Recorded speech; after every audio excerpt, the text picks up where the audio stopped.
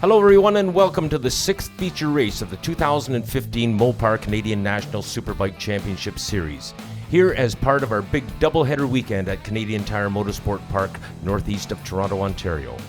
I'm your series announcer, Frank Wood. Coverage of this sixth of 7 races in the 2015 Mopar CSBK National Tour is presented by Honda Canada, Magneti Marelli, and Pro Cycle in Halifax. Our onboard video support comes from Drift Cameras. Now let's have a look at the grid for this 20-lap National Championship final. Row 6 is comprised of number 316, Stacy Nesbitt on her Honda CBR 600.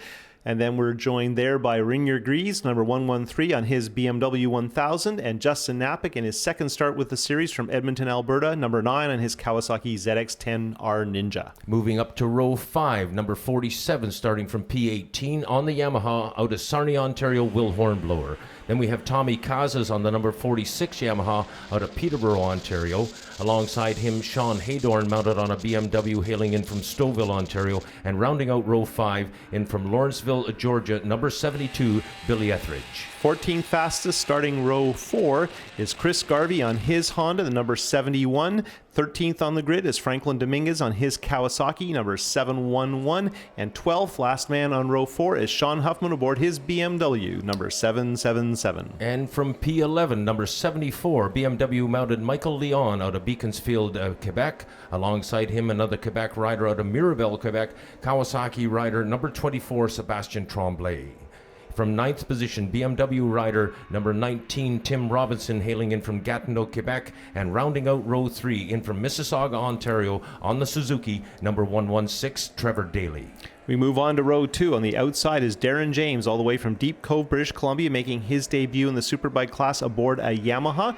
Then we have Chris Murray Odin aboard his BMW. He's 6th quickest, number 265. He's from Scarborough. And completing row 2, our reigning national champion, Jody Christie from Keene, Ontario, aboard a Honda CBR 1000 RR SP. Now the front row, starting from 4th position on the outside of row 1, number 42 out of Bellefontaine, Ontario, on the Kawasaki, Kenny Reedman. Alongside him, mounted on the number 13 BMW from Mississauga, Ontario, Matt McBride. From 2nd position, mounted on the BMW, in from Linden, Ontario, number 101, Jordan Zoke. And on pole position, Yamaha rider Alex Welsh out of Uxbridge, Ontario, wearing his traditional career number 7. Alex Welsh there doing a little walking around on the grid. That's a bit strange. Well, Colin, what's happening right now is they were topping up the fuel on that Yamaha. Apparently, they were very, very concerned about fuel usage. You can see Welsh waiting patiently for them to roll that bike out. The bike is actually off to our right side on the grass there, and they're just topping up that gas tank. And Welsh there they go now. They're rolling out that Hindle sponsored Yamaha R1, and man, is it ever nice to see a Yamaha in Canadian Superbike racing once more. And I don't think they could have picked a better pilot than Welsh, obviously with fast qualifier. Here we go, ready for the start now. Chris Chappelle, riders are now under starters orders. They are looking keenly at the Blue Streak Racing starting lights, and they seem to take forever at times. We have a maximum of 4 seconds before. It looked like McBride had a little bit of creep on the line there, but Zoke launches like a rocket. Holy cow, did he ever come off the line quickly? It looks like Christie on the outside made up from his row 2 start, and he's 2nd or 3rd at this point. So Christie like a bullet, and there we see him on board from Zoke's bike. That's Reedman and McBride coming down the hill in turn 2. Matthew McBride always rising to the occasion here at Mosport, but he's been shunted back into 4th spot as they come out of turn number 2.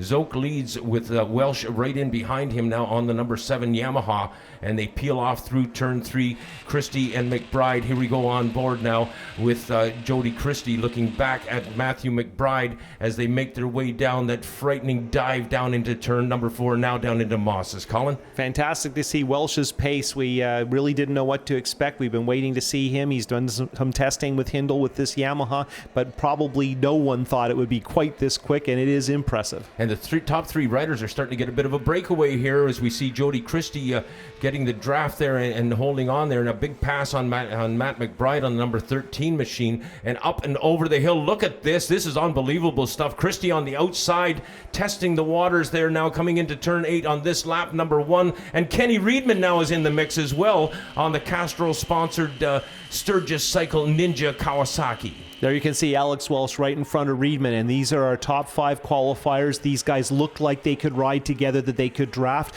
McBride being the 5th of these 5 fastest from this morning's qualifying. Christie right in Zoke's wheel tracks coming out of turn number 10. And now we'll go for a ride with Kenny Reedman on board that Kawasaki, running back in 3rd spot now, and he has Welsh in front of him. Christie is there as well. And of course, Zoke, it looks like Zoke's going for another romp here. Zoke trying to pull away. It's hard to break the draft. There's Welsh working underneath in turn 3 on Christie. You want to be careful here not to lose any time making those passes. You don't want someone to get a break, but we know typically here at Mosport, even if you lose a little bit of ground, you can usually make it up on the back straight if you work with the others. And for sure, there's 4 guys here who are going to be drafting in about 10 seconds. Down in Mosses once more. Matthew McBride sitting back in 5th spot there, trying to reel them in as our top 4 riders now starting to get some distance. Let's go for a ride and look back from Zoke's camera, and now we're on board with Christie. This is awesome stuff. On board with the drift cameras, 3 different angles there, really captures the nature of superbike racing. You get a sense of the speed here. These bikes are bullets, close to 200 horsepower as we crest the hill and start into turn 8. Holy lordy, top 4 are starting to get some distance here. Zoke, Christie, Reedman, and now Welsh back into 4th spot. So Welsh may be starting to fade a little bit here. Let's face it, he hasn't been in this game for quite some time. Christie now has taken the lead from Zoke, Jody Christie, and Zoke repasses him on the front straightaway. I think Christie's testing the waters a little bit. He probably didn't think that pass would work, but it was worth a shot to see what everybody would do, and it's fun to see Jody looking comfortable. He's had a couple of tough races. Well, we looked from Reedman's bike and saw Christie, and then we looked from Christie's bike and saw Reedman. There again, Christie passes Reedman. Christie on the Honda, Accelerated Technologies Honda Canada, wearing that number 1 plate for the last weekend in his career if this race pans out for Zoke.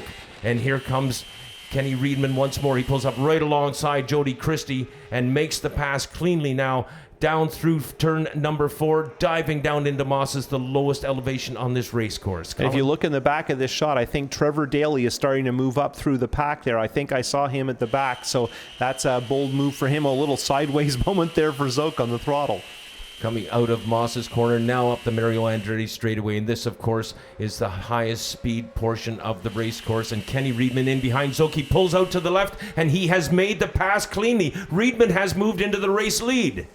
Nice move by Reedman. Lots of power there from that Kawasaki ZX-10R Ninja, and put the power down well, and working the draft, of course, too. It seems like the front runners are pretty equally spaced and equal in terms of performance. Nobody's making a break. We've seen Christie flex his muscle a bit trying to figure out what lines might work, but it's very early days. Reedman, I think he's got a plan. We're working lap 4 right now, or starting lap 4, I should say. And Reedman, of course, hot off his win in the Hindle Exhaust Pro Sport Bike class. He's got that inner fire burning, Colin. He has got a great deal of confidence. He's the last person to have won a race on this track in the Pro Division, and now he has some clear air up front, and I think perhaps he might have a win instead. He's going to do the double. This is Reedman's debut on a full-blown superbike in this race, and he is showing so very well at a very tough track. At our last round 2 weeks ago at Shubenacadie, he really proved he belongs at the front, and now the last step would, of course, be a victory.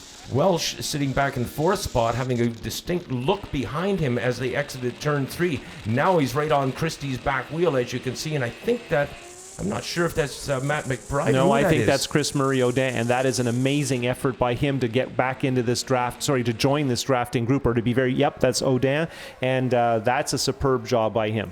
Welsh on the draft there, pulling up in behind Christie, and now swinging out, having a look to the inside. No room there as they get into single file now and work through turn number 8. They'll stand it up briefly now into 9. The knees go out, scraping along the asphalt. They'll bank over into turn number 10 onto the front straightaway once more. Reedman pulls the trigger, launches it out onto the front straight. Of course, this is where all the teams are watching. This is where the pit boards come out, and we're pretty much equal distance. And what's impressive here is Murray Odin has now drafted into the lead discussion, and not that far back is Daly, who's now up to 6th, so he's definitely moved well up. I truly did not anticipate seeing Chris Murray Odin running up this high in a superbike race. He has been a traditional appearance maker here at Canadian Tire Motorsport Park, and look at the action up front here as they run 3 abreast coming off that turn, and now working in through turn number 3. Alex Welsh almost collected Christie, trying to work his way through. I think he got underneath, and Murray Odin is part of this conversation.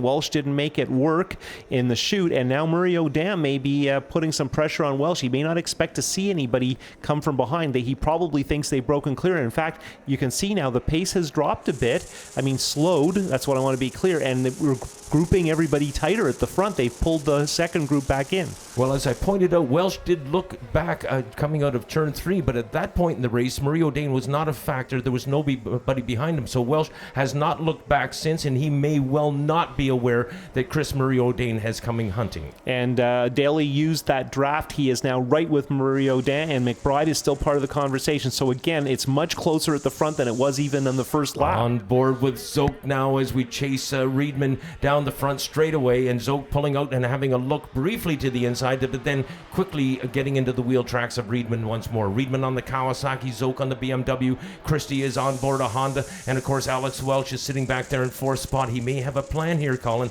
Welsh sitting back there in fourth spot on that number 7 Yamaha. So we got a great mixture of brands running up front in this round 6 of the Mopar Canadian Superbike Championships. Well, we just saw that terrific Kawasaki Spec Series race debut, and those guys really went at it full tilt, and they were drafting the whole way, and now this race really looks kind of like that Kawasaki Spec race. Welsh has made the pass on Christie. He has moved solidly into third spot. Chris Murray O'Dane now moving up and almost beside Christie at that point. Tucks in behind him now, but you're right, he is very much a part of this, and where we had a 4-man race up front, we now have a 6-man race. Yeah, and Trevor Daly is arguably in the catbird seat. He's letting the draft pull him along. He's probably going to wait and see what happens. I mean, he's finished well this year, but he hasn't been in the lead battle before, so he probably wants to see how things work and make some decisions, and yeah, he got by Murray O'Dam.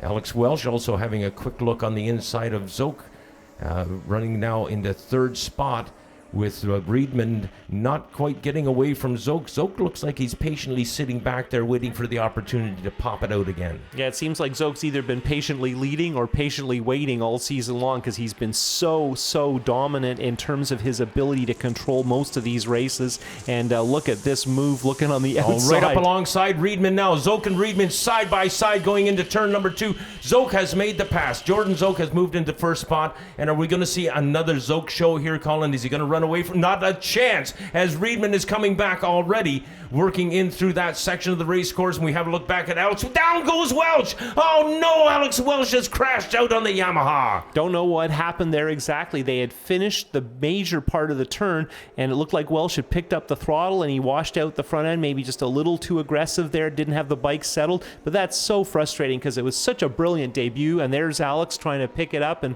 actually it doesn't look like the bike's too bad. Heartbreak for the Hindle team. Let's go on board with Kenny Reedman once more as he chases after Jordan Zoke, and Zoke is already starting to establish a cushion here. He did the same thing at Atlantic Motorsport Park. I don't think this is a cushion, Frank. Zoke did a simple. There goes Reedman around the outside of him, going into turn number 8. Oh, this is awesome stuff. Kenny Reedman is having a ride of his life now. The Superbike ride, the speed man Reedman is now leading this race again. This is far from over, and this is not a Zoke show. I think it's Kenneth the Menace, actually. But the point being that Reedman is very aggressive and comfortable. That move in 8 and 9 was really solid. So clearly he thinks he can lead. And so far this year, it's mostly been Jordan who was most comfortable leading. So it's great to see Reedman, and that Kawasaki is awesome. It's fast. Quick comment, he is not overriding, Colin. He's really riding a very smart race here. Well, all these guys are probably at this point riding smart. Their pace isn't brutally fast yet, so all of these people are in contention for the lead, and that includes Daly. And, sitting back there in 5th is kind of a smart move. It may be all he's capable of, or he may be waiting to not show them what he can do. Obviously, now everybody, particularly Zoke, has had a good look at what Reedman can do. So Reedman has played a few cards. He may not have played them all, but remember, he was kind of an unknown to Christie and Zoke until midway through the season. You made that comment about Daly sitting back in 4th spot, and as they start to wind up the Mario Andretti straightaway, we see Chris Murray O'Dane still hanging in there. I fully expected the top 4 guys, or 5 guys when Welsh was part of this fracas, would have pulled away from O'Dane, but he's still very much a factor in this, albeit a couple of bike lengths back. Now we have a look at Alex Welsh pulling into the pit area and handing over that bike to Scott Cartier from Hindle Exhaust. Back on board, heading into turn 10 and on the front straight. There's Reedman loading up on that Ninja, and he's fairly cautious on his exit there. Not too hairy. He and Jordan seem to have settled in a little bit. So we're in, I wouldn't call it a lull, but we're almost at halfway. And I think everybody's maybe breathing the tires just a little bit. And of course, when I say that, Zoke goes by. Not quite. Riedman slams the door on him going into turn number 2 there and takes away the racing line. Kenny Riedman continues to lead this thing as he comes down into the valley off of turn number 2. And Jody Christie sitting back there, perhaps waiting for his moment or perhaps struggling to keep pace. Your comments, Colin? Well, I don't think anyone's struggling to keep pace. The ones you'd worry about are Daly and Murray O'Dan because we haven't seen them run at the front. But remember, these guys are experienced. Murray O'Dan is arguably a fast track specialist, and Daly had one of his best days of his career a year ago here, even though he was injured. But yeah, there's a lot of depth at the front, and of course a terrific range of motorcycles, which is such a good indication of how things are going with the series. Daly has had a tough year, but we did see him stand on the podium at Castro Raceway in Edmonton, and you know yourself as a former racer, once you've been on the podium, that fire inside can be easily reignited. Well, that's your expectation, right? Once you're there, that's your aim all the time. But here we can see, if anything, I think Daly's starting to pick up the pace a little bit. Daly sitting back in 4th spot in behind Jody Christie. Trevor Daly on board the Parts Canada, Suzuki Canada sponsored GSXR 1000. And one of the magazines referring to him as the new wild man of Superbike racing. Zoke on the move once more. Zoke to the inside of Kenny Riedman going in through turn number 2. It looks like he made it stick this time around as he'll force Riedman a little bit wide, causing him to fall in behind and into his wheel tracks. Riedman now has a look to the inside of 8. This is a good idea of what it's like to race Jordan Zoke. We have such a great view from the drift camera. It really captures the essence of Superbike racing. And I think, if anything, Riedman's just slightly cautious in a couple of spots, and Jordan just has so much time on a Superbike at this track. He was winning 2 decades ago on this track on a Superbike as a teenager. So Jordan's comfort level around here is just so unbelievably high compared to anybody else. I think I was getting a little ahead of them there. That was actually turn number 3 that I referred to as 8. But now Zoke with a considerable distance on Kenny Riedman, and Riedman somewhat out of the draft at that point in time. I don't think he's out of the draft, Frank. Oh, no, he sure isn't. He's picked up a good toe there. Wow, he just rockets past Zoke, but gets in perhaps a little bit hot. Zoke working the inside. No, Riedman continues to hold the point. So there's 2 things. Riedman is really awesome in 8, and those passes are brave and show a lot of ambition, but he's showing Zoke an awful lot about what he's capable of, and Jordan's just filing it all away. And I don't think Jordan has shown the couple of spots he's got up his sleeve. Time will tell. Riedman continues the lead over Jordan Zoke. Riedman on the GE Capital Sturgis Cycle Kawasaki ZX-10R Ninja Superbike, now working down through turn number 2.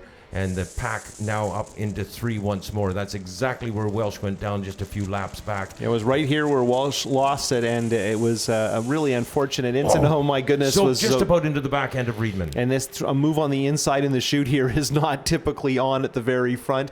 And Christie's got to be pretty entertained. He's seeing some heavy drama amongst these two. I mean, they haven't started bashing yet. Chris Murray O'Dane has moved up into 4th spot. He has passed Trevor Daly. Yeah, he has passed Trevor Daly, and Chris Murray O'Dane now is right behind Jody Christie. Okay, so here we have the battle we've been waiting to see. Zoke working the draft on Riedman, Kawasaki versus BMW. And of course, it wasn't that long ago that Jordan was riding a Kawasaki for the factory. And look at that, Riedman held him off. Now, did Jordan feather the throttle or just take it a little bit easy? We don't know. The performance seems very similar. However, we must say that Scott Cameron built Kawasaki really has a good turn of speed here at Canadian Tire Motorsport Park. No question about it. And I think Riedman's starting to let the reins go a little bit loose here. But then no sooner I say that, thinking that Riedman might be getting a little bit of distance here, and Zoke just eats it up on horsepower and then does the same on brakes at the end of the straight. And here we go. Every lap between 1 and 2, Jordan takes that slightly wider line, a little more confidence, and Riedman a little bit wide there, but he picks it up, and it doesn't cost him any time. So it's nice to see his comfort level on a fast track is so high. Chris Murray O'Dane has made the pass on Christie now. Chris Murray O'Dane has moved into third spot. The number 265 rider has moved solidly into third spot. This is most unexpected, Colin. What a great ride this veteran is having. No, it's a terrific story, and that BMW clearly must be fast because that move in three was not a speed move. That he outrode Christie, and Christie's probably wondering who the heck this is. Yeah, no kidding. And he was actually looking on the inside of Zoke as they came into Moss's as well. He is the real deal in this one. Kenny Reedman now up front. We have a look from Jordan Zoke's BMW as they chase up the Mario Andretti straightaway. Zoke right in the draft this time and right in his wheel tracks. We anticipate a pass as they come into turn number 8, but as you mentioned, Colin, Reedman is very good in turn 8. Yeah, lots of commitment there, lots of speed on the entry, and that time he cut it down a little bit more than he has been able to, so Zoke may not be so sure what's possible, but yeah, these guys are surprisingly close through this section. Yeah, Zoke coming very close to touching wheels with Reedman, it seems, through 8 and 9. And Chris Murray O'Dane again having a look on the inside of Zoke. I got a sneaking suspicion he's planning on making an assault here on Zoke and perhaps moving to the front of this thing. This is unbelievable. Well, everybody will be surprised to see that. Well, look at that. Was a scary moment. Man, oh man. Around the outside of 2. Has he made it work? He is right. Is he going into... No, he's not quite into the lead, but Lordy, he has moved solidly into second spot now, and I think given a little more straightaway there, he might have been moving into first spot now. Chris Murray O'Dane running in second spot, and we'll have a look at him from Jordan Zoke's motorcycle as they come down into Moss's once more. Murray O'Dane to the inside of Reedman. Chris Murray O'Dane has taken the race lead. He goes wide, Reedman to the inside, side by side on the exit of Moss's, and Reedman continues to lead the race, but Chris Murray O'Dane is gone hunting, and he has got a 0. Here comes Zoke back on Chris Murray O'Dane. And you can bet Zoke did not like getting shuffled that far back, so he moves, and it shows you the confidence in what Zoke's going to be capable of late in the race. What a fabulous Superbike race we have happening here. 5 riders now through turns 8, 9, and 10, and stacked up like I don't know what. Unbelievable action here, and Daly certainly hasn't given him up on this fracas. Let's go for a ride with Jody Christie, but just for a moment as we watch them now exiting turn 10. Jody Christie using a lot of racetrack coming out of there, Colin. Yeah, I don't think Christie's happy. He was sitting in third. He knows the guys in front. He was weighing the situation, but now it's completely different for Christie. He's off the podium right now, and he has to get moving. Yeah, this is, wow, look at this again. It's Chris Murray O'Dane coming through 2. Down to the bottom of the hill, he is absolutely side by side with Zoke, and Zoke must be wondering what the heck is going on. Who is this guy, and why is he doing this? He is right behind Reedman now, and as we had mentioned a couple of times, O'Dane seems to want to take the point. Well, and he's comfortable going up the inside in a couple of these sections where normally those tight lines don't work, and here, look at him go do it again. Beautiful pass by O'Dane as he moves into Moss's, but Kenny Reedman returning the favor very quickly. Now O'Dane finds himself in a bit of trouble there as he moves off to Extreme Riders right. What happened? Well, the problem was that line wasn't going to work, and the big problem now is the other guys don't want to ride with them. They saw a couple of moments and some pretty aggressive riding, and the top dogs are not going to be understanding about that. So what's the plan? They just up the pace a little bit and try to pull away from him? The way O'Dane is riding, I think he's going to stay with him. And yes, we are coming up on lappers now as the 113 Reiner Grease in through turn number 8 and 9, and he is now onto the front straightaway. Here goes Kenny Reedman now coming out leading Jordan Zoke, and they're starting to get a little bit of distance on Christie and company as they will be coming into lap traffic very soon. I think Rainier Grease, and if I'm not mistaken, Jody or Stacy Nesbitt, they typically are together, so I would expect Stacy's not far in front. There you go. A pass on Zoke. Oh, look at the action here now. Down in through 2. 2 riders have gotten past Grease cleanly, and now we find that Christie, I think, has been held up a bit by Grease. Christie pulling up alongside him now. That's Daly. Christie's been shuffled back to 5th. You're kidding. Daly has moved up that far. All right. Trevor Daly, and there now is Stacy Nesbitt coming through Moss's with Jordan Zoke right in behind her. Look at Zoke on the throttle there, really aggressive, wanted to get by Nesbitt without losing too much time, but he got slightly balked, and Reedman immediately pounces. That Kawasaki is putting the power down really well, and it is so close on the back straight between Reedman and Zoke. Reedman being very sharp at taking advantage of opportunities offered on the racetrack, and he's done it a couple of times throughout this race now. As we mentioned, he's already won the Hindle Exhaust Pro Sport Bike class earlier on this day, and now in the Mopar Superbike class. I'm sure he would love to double up on this one. So I think that's Daly in third, then Christie in fourth, and Murray O'Dan holding on in fifth after a pretty hairy lap there. Yeah, Daly snuck up on there. I didn't realize he had moved up so quickly. So Trevor Daly again on that Suzuki with Parts Canada support, and Suzuki Canada solidly behind the wild man from Mississauga. Zoke having a little bit of a look on the outside that time. The door was shut between 1 and 2, but there goes Jordan into 3, and that's been coming for a while. And now I think we're getting close to the end, basically 4.5 laps to go. Jordan's going to see if he can break this one. And Christie's still tied up with Chris Murray O'Dane running back in fourth spot. Those two riders battling it out for fourth, but it looks like Trevor Daly may have himself a podium appearance happening here at Canadian Tire Motorsport Park. He is solidly in third spot. And, you know, we're talking about Daly being less than a second out of the lead, so this is by far his best run, and this is him living up to his potential that was so soundly indicated a year ago here at Canadian Tire Motorsport Park. Up the Mario Andretti straightaway once more, underneath the Canadian Tire Bridge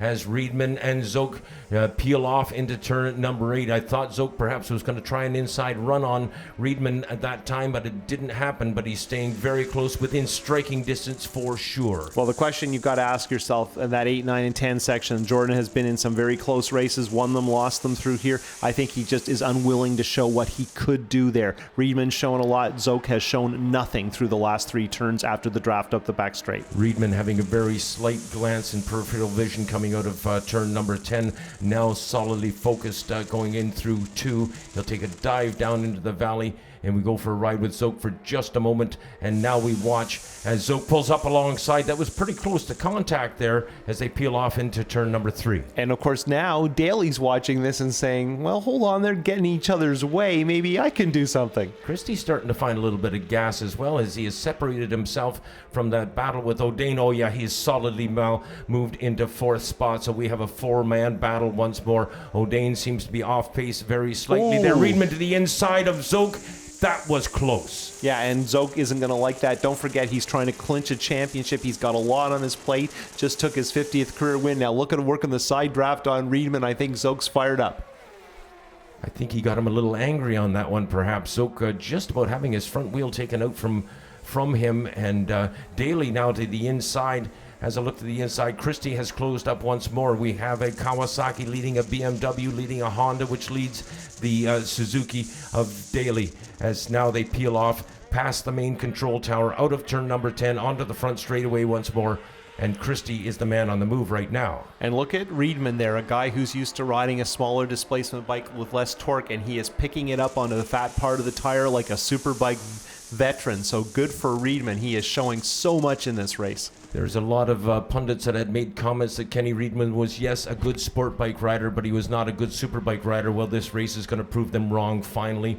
As if he didn't do it in Edmonton, he's certainly doing it this time around. Murray O'Dane is on the move once more. Christie, oh man, we got a 3-way battle now for that final podium spot as Christie, Chris Murray O'Dane, and Trevor Daly battling it out behind Jordan Zoke, who in turn is behind the Kawasaki of Kenny Riedman. In through Moss's corner once more, and a big old handful of throttle up the Mario Andretti straightaway. So everybody got through 5B very tidily, so now we'll see what they're capable of. And of course, we are now practicing for the last lap. Everybody's trying to figure out who they can draft with, what they have to do, what the gap is, what the timing is. And this is all going to play out in the last lap, as it almost always does at Mosport. Christie wide coming into turn number 8. Tucks it in now behind Zoke. Riedman continues to lead. Zoke in second. Christie running in 3rd place. Trevor Daly in 4th spot. And Chris Murray O'Dane continues to be a threat in this race, Colin. And we look at this view, we've seen it almost every lap. Just incredible shot from on board with Zoke. And look at him try the inside. Zoke looks to the inside. No room in the inn. The door has been closed. Kenny Riedman still in control of this, and he is the man with the clear field of vision for now anyway, as Zoke looks to the inside, coming up over the hill into turn number 2. Now right into his wheel tracks, and you can't get much closer than that without making contact with Dunlop slicks, just about touching one another. It looks like Zoke's got it up the inside. Nice move, less than 2 laps to go. And now we're wondering, what is Zoke's plan? It seemed like he didn't want to lead up the back straight, but now he's getting aggressive again. He tried it a few laps ago. I'm not sure if Daly's motorcycle is handling as well as it should, doing a bit of a pogo on the exit of turn number 3. And we're late in the race. Of course, you're using your tires hard. The suspension's hot, so we're going to see what you've got left in the arsenal. Christie left the door open there, but unfortunately for Daly, he was unable to respond. But there was a big hole on the entry to 5B that Daly, had he had a little bit more momentum, might have been able to take advantage of. But if Daly's going to stand on the podium here, he's got, oh, look at Christie, or Reedman go once more, rather, around Jordan Zoke on that Kawasaki. That thing is an absolute bullet coming up the Mario Andretti straightaway. Now Zoke returns the favor going in through turn number 9. They'll stand it up very briefly now in through 10, and this is the corner you've talked about. Reedman to the inside. Kenny Reedman has taken the race lead again. This is awesome stuff. So that was not a pass. He never completely got by. Zoke tried something. I'm surprised we saw so much. Zoke pulled the train. Reedman made the pass. Zoke tried it back again.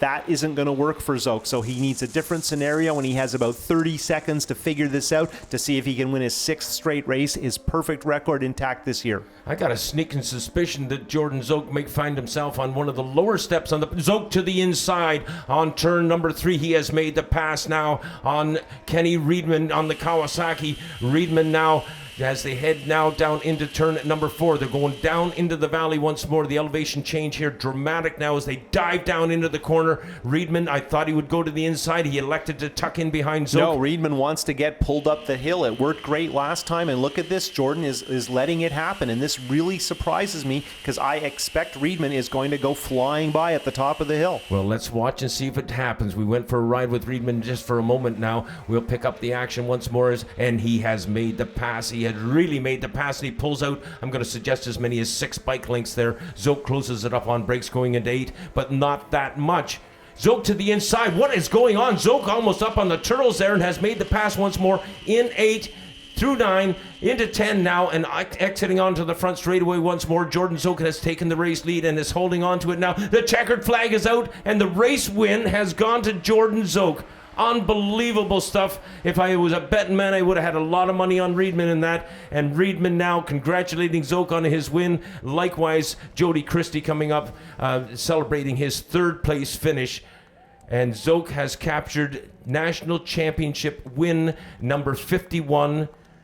And his 10th career crown in the Superbike class, not counting all the support class races he's won. And that's his 6th win out of 6 races.